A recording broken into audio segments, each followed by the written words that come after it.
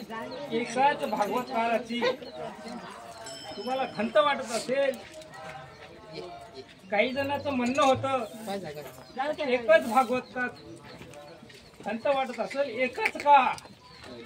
कारण एखादी व्यक्ती या संत ज्या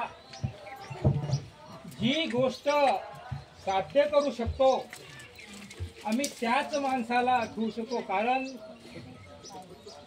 आपण खूप कथा ऐकतो, खूप कथा ऐकल्या पण व्यसन हे सुटलं नाही. बरेचसे लोक जोपर्यंत समोरचे लोक जे व्यसनाधीश आहेत या गावातील मला खंत वाटते, जोपर्यंत हे समोरचे व्यक्ती व्यसन सोडणार नाहीत तोपर्यंत आपला जी विवाह आहे हे विकास करणार नाही. यासाठी मी सतत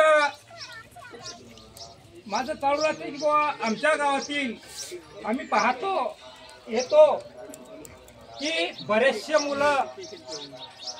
मुलं या शाळेमध्ये या हॉटेलमध्ये बसून राहतात, व्यसन करतात. हे का झालं?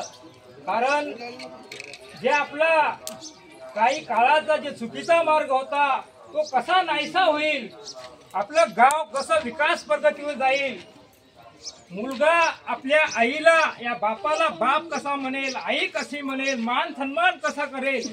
एखाद्या जर मुलांनी बापाला शिवा दिल्या तर कसं वाटत? ज्या बापानं जन्म दिला त्या बापाला जर विद्यार्थी तुला काहीच समजत नाही असा जर म्हणत असाल तर तो आपला विद्यार्थी नाही, आपला हे नाही. त्यासाठी प्रत्येकानं आज आपण